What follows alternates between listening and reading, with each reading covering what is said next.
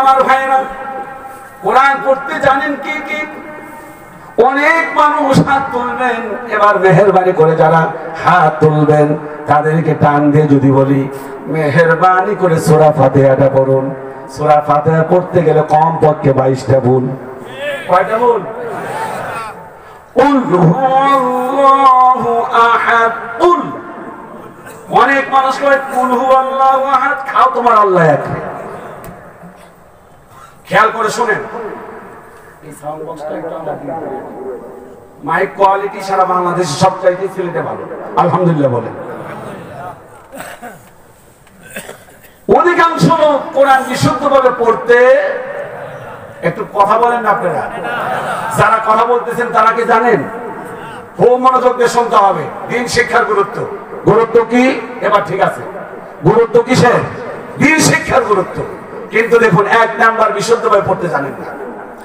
আলহামদুলিল্লাহি রাব্বিল আলামিন আর রহমানির রহিম মালিকি ইয়াউমিদ্দিন। দিন শিখবেন কেমনে? কেমনে বিশুদ্ধ কোরআন তেলাওয়াত শিখবে? আপনার ছেলে খুব ভয়েস চেঞ্জ খুব ভালো পারে। আপনার ছেলেকে যদি আর্টিকেল ধরা হয় খুব ভালো পারে, কারণ নাম করা টিচার গিয়ে পড়ছে 5 কিলোমিটার দূর। কথা বলেন না কেন আপনারা? কয় কিলো? 5 কিলো। অথচ বাড়ির পাশে একজন কোরআনের হাফেজ ছিল, মসজিদের মুয়াজ্জিন, নাম করা একজন ইমাম ছিল, তার কাছে বাড়ির কাছে আপনি পড়ান নাই।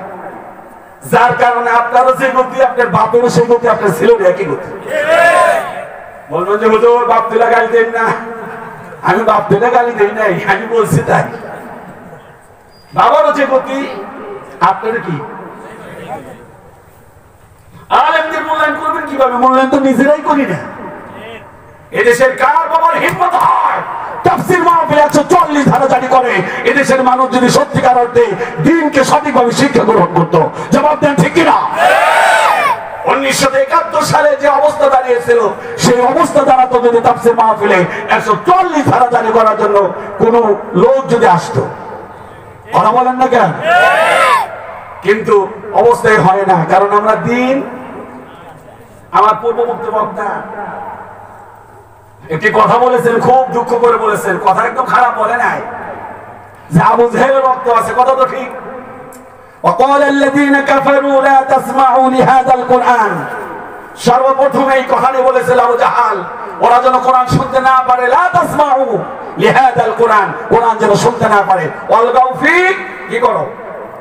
জ্ঞানদান করো। গাউ ফিহি মানে জ্ঞানদান করা। মনোযোগ দিয়ে শোনেন, আমি সেদিকে যাব না। আপনার ছেলে ভালো আর্টিকেল পড়ে, অনেক ভালো পড়ে। আপনার ছেলেকে কারো জিজ্ঞাসা করলে কি সুন্দর পারে, কাল কত প্রকার কত সুন্দর পারে। কিন্তু আপনার ছেলেকে যদি বলা হয় মেহেরবানি করে সূরা ইখলাসটা পড়ো, 14টা ভুল। কয়টা ভুল? 14টা ভুল। যদি বলা হয় আপনি বলেন আপনার তো ভুলের শেষই নাই। তাহলে দেখুন, কোরআন বিশুদ্ধভাবে পড়তে পারেন না। দ্বিতীয় নাম্বার হলো, কোরআন পড়েন যারা, তাদের অধিকাংশ হলো অর্থ সহ পড়েন না। আমি যদি এই মুহূর্তে বলে একজন সবাই তোমার ব্যক্তি দেখতে চাই, একজন, কয়জন? এখানে তো হাজার হাজার মানুষ। একজন মানুষ সিলেটের মাটিতে দেখতে চাই সূরা ফাতিহা থেকে সূরা নাস পর্যন্ত পূর্ণাঙ্গ কোরআন অর্থ সহ পড়েছেন একজন মানুষ। এখানে না, এখান থেকে একজন মানুষ হাত তুলে বলবেন যে হুজুর আমি আছি। খুবই কপাল পোড়া জাতির, কপাল পোড়া জাতি। আফালা ইয়াতাদাব্বারুনাল কোরআন, তোমরা কি কোরআন নিয়ে গবেষণা করবে না? আমরা কোরআন নিয়ে গবেষণা করি না। এ জাতির কি কপাল! গতকালকে দেখলাম আলমে, আপনারা জানেন ফেসবুকে ভাইরাল হয়েছে, একটি যুবক দাঁড়িয়ে রেখে সে পার্ট টাইম চাকরি নেওয়ার জন্য গিয়েছিল, সবকিছু ওকে। তাকে সর্বশেষ বলা হলো যে সম্ভবত আপনাকে আমরা নিতে পারছি না। ছেলেকে বললো কি সমস্যা কি? বললেন যে হ্যাঁ নেওয়া সম্ভব যদি আপনি দাড়িটা সেভ করেন। আপনি খেয়াল করেন, সিলেটের লোক সম্পদশালী লোক, এই আরম নাম করা যে বাংলাদেশের যে কয়েকটা জায়গায় তারা সুনাম সুখ্যাতি অর্জন করেছে, তার মধ্যে অন্যতম হলো সিলেট। সিলেটের আরমকে আপনি বয়কট করুন, লাথি মারুন এই আরমকে। জবাব দেন ঠিক কিনা? সেই ছেলেটি আক্ষেপ করে বলেছে জেন্দিগি চলে যেতে পারে, আমি ইসলাম বুঝি, আমি এই দাড়িতে হাত দিতে পারবো না। এর নাম হলো ইসলাম, এর নাম হলো ইসলামী জ্ঞান, এর নাম হলো ইসলামী শিক্ষা। চিল্লায় বলেন সুবহানাল্লাহ। বাতিলের সাহস পায় কি করে? কোরআন অর্থ সহ জানি না, অনেকে অর্থ সহ পড়ি না, মাঝে মধ্যে একটি প্রত্যেকটি মাহফিলে একটি কথা বলি। হযরত ওমর একবার উট জবাই করে মানুষকে খাওয়ালেন। সবাই বলেন আমিরুল মুমিনিন, কি মনে করে আপনি উট জবাই করে আমাদেরকে খাওয়াচ্ছেন? তিনি বললেন আমি সূরাতুল বাকারা শেষ করেছি। কোন সূরা? একটু মেহেরবানি করে বলেন কোন সূরা? সবাই বললেন আমিরুল মুমিনিন সূরা বাকারা শেষ করতে সময় লেগেছে কতদিন? হযরত ওমর বললেন মাত্র 2.5 বছর। 2.5 বছর সময় লেগেছে, অর্থ সহ পড়েছেন। প্রত্যেকটি আয়াত কালিমা পড়ার পর নিজে আমল করার পর সামনে এগোচ্ছেন। চিল্লায় বলেন সুবহানাল্লাহ। আর এই যে 1 মাস পরে, কয় মাস? 1 মাস পরে তারাবি শুরু হবে, মাহে রমজান আল্লাহ শুরু হয়ে যাবে। কোন মসজিদের হাফেজ কত তাড়াতাড়ি পড়ে?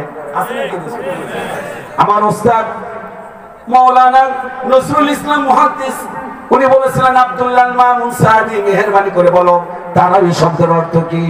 আমি বললাম বিশ্রাম। উনি বললেন হয় নাই। আমি বললাম কেন ওস্তাদ জি এর অর্থ কি? কয় তাড়াতাড়ি।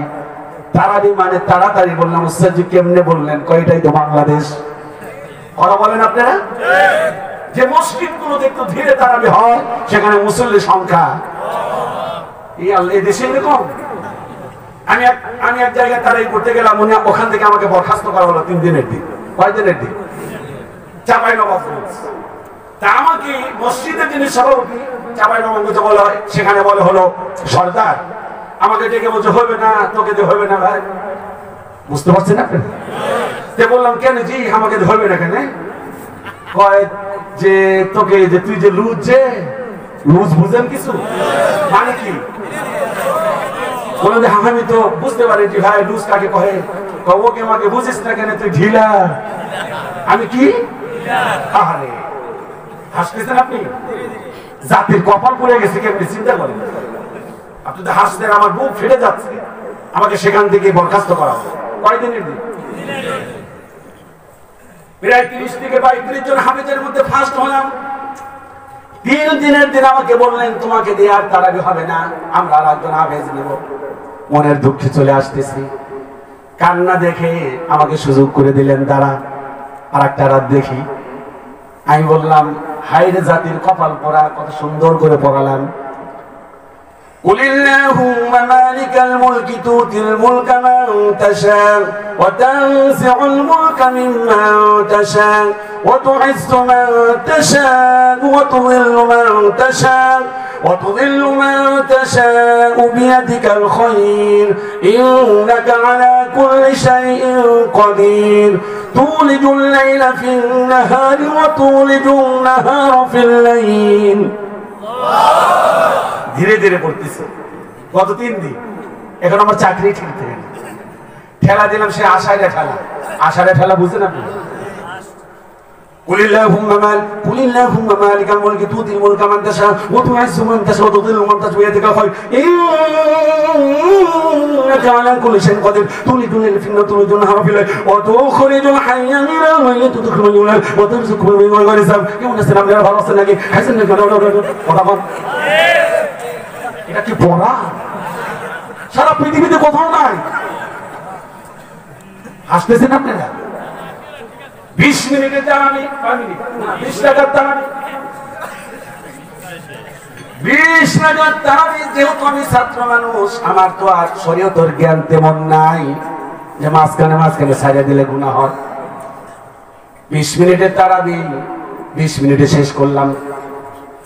20 মিনিটে শেষ করার পর আসসালামু আলাইকুম ওয়া রাহমাতুল্লাহ, আসসালামু আলাইকুম ওয়া রাহমাতুল্লাহ সালাম ফেরানোর পর সরদার আমার গলার মধ্যে ধরে কয় ও গে মা গে কোটি ছিলে বে তুই?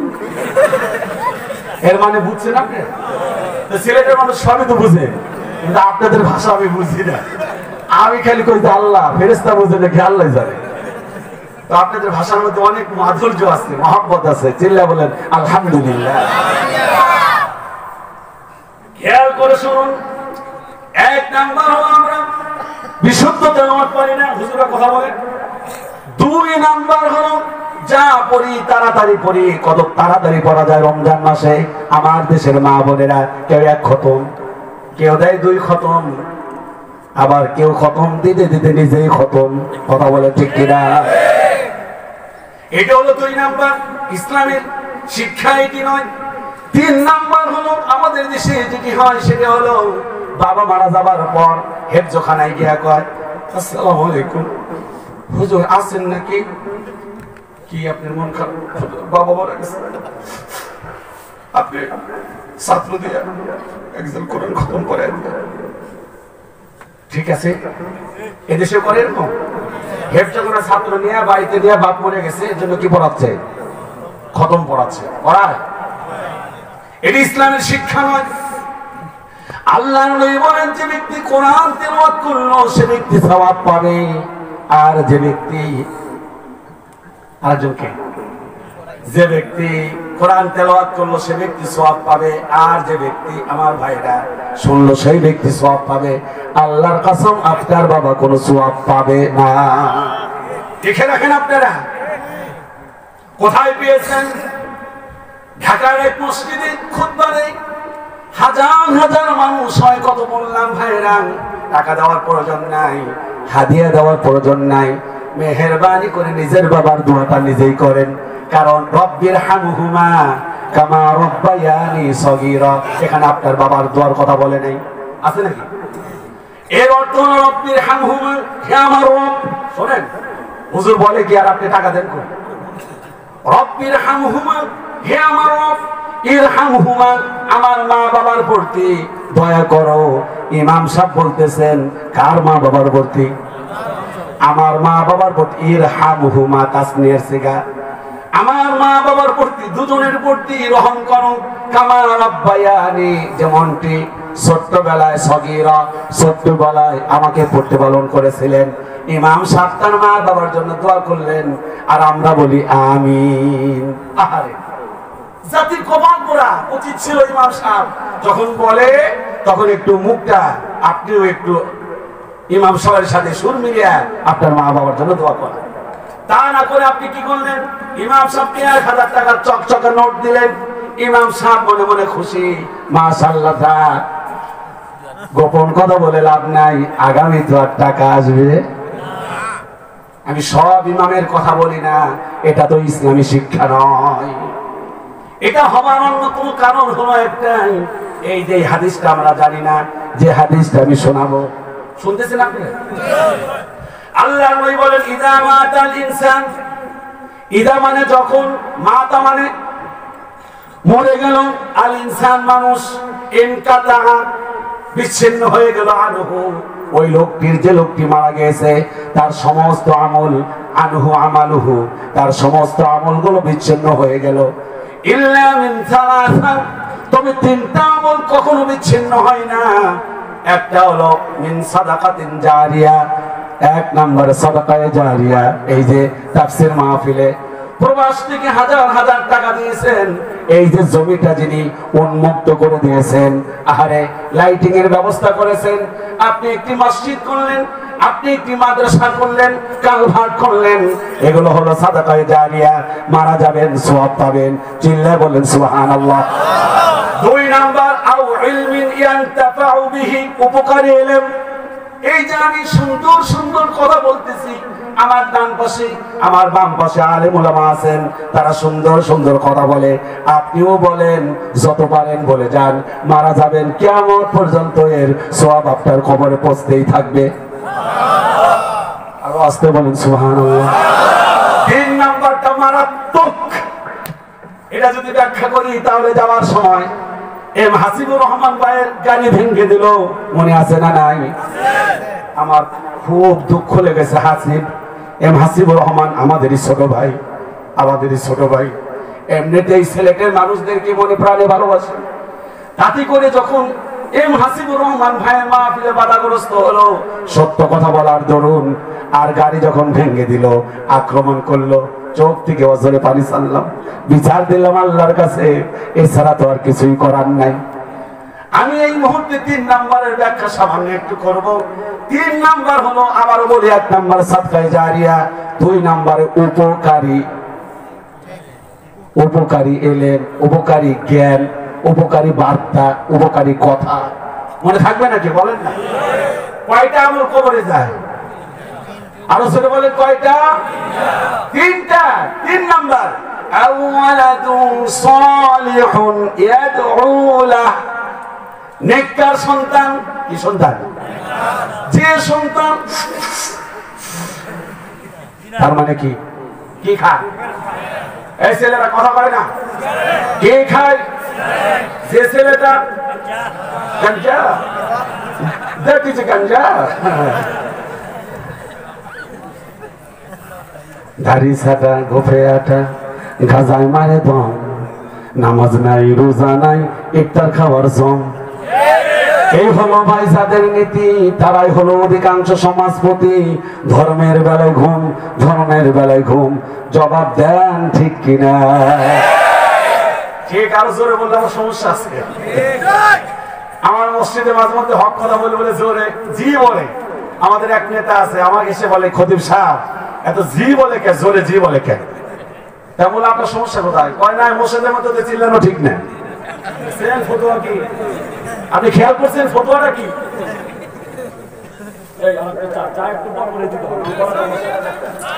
হ্যাঁ, কত মানুষের সাপোর্টারে চা দেও, খায়া শেষ করে ফেলো।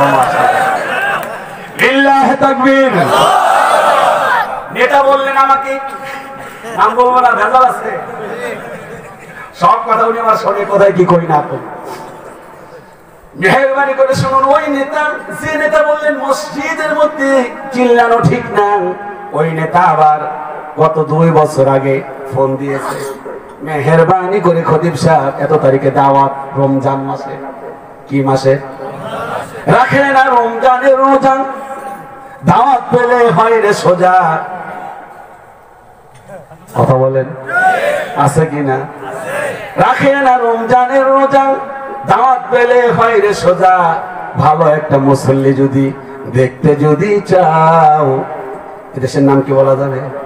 বৈরাগী বাজারে একটু আইসা তোমরা যাও, একজন থাকতেও পারে, আছে না? রমজান মাসের রোজা রাখে না, দাওয়াত পাইলে আমাকে ফোন দিয়ে বললেন, খতিব সাহেব মেহেরবানি করে চলে আসেন। নেতা মানুষ, বুঝে নিত। তো উনি 1 ঘন্টা আগে থেকে ব্যস্ত, শুধু চলেন চলেন চলেন। কিন্তু আমি ওনার ব্যাকগ্রাউন্ড ভালো করে জানি। আমি ওনাকে বললাম যে আপনি এত তাড়াহুড়া করতেছেন, আপনি রোজা রাখছেন নাকি? তাই গন্ধ দেখি। তো বললেন যে খতিব সাহেব কেউ নিশ্চয় আপনার কেউ বলে দিছে। বললাম সব কথাই জানি, আমরা বলি না। তো বললেন বলছে কি? আমি যদি বলি তাহলে তো আপনি তো সাইজ করবেন, সাইজে কোনটা করবেন আল্লাহ জানে। কথা বলে ঠিক কিনা? এটা তো দিন শিক্ষা নাই। মানুষ মানুষকে মানে কারা? যাদের মধ্যে দিন নাই, এলেম নাই, কালাম নাই, ইসলামের কোনো জ্ঞান নাই। কথা বলে ঠিক কিনা?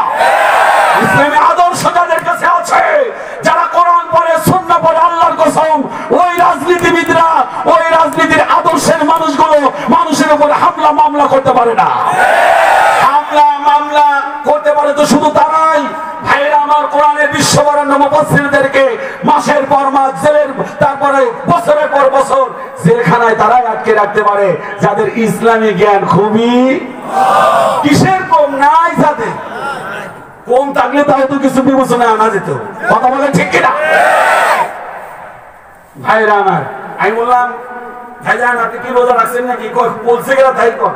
বললাম বললে তো সাইজ করবেন, কয় দরকার নাই তাহলে। তাই বললাম তাহলে ইফতারের জন্য তো ব্যস্ত কেন? কয় হুজুর রোজা না রাখা ভুল করছি একটা, কিন্তু দাওয়াত খাওয়া সুন্নাত, এই সুন্নাত যদি ছেড়ে দেয় তাহলে আর গুনাহ হবে। চিন্তা করছেন আপনি? ফরজ ছেড়ে দিয়ে খাবে কি? এই ধরনের নেতাও সমাজে আছে না নাই? কথা বলেন। আমি বললাম 3 নাম্বার আওয়ালাদুন সালিহুন ইয়াদউ লাহু, নেককার সন্তান যদি মা বাবার জন্য দোয়া করে। আমার ভাইয়েরা ও সিলেটের যুবকেরা মনোযোগ দিয়ে শোনো, আল্লাহর কসম করে বলি, তোমার ইমাম সাহেব 1000 বার দোয়া করতে পারে, আর তুমি যদি একবার তোমার বাবার জন্য দোয়া করো, দোয়া করতে দেরি, আল্লাহর দরবারে কবুল হতে দেরি না। কোয়ালিটি হতে হবে সন্তানের আওয়ালাদুন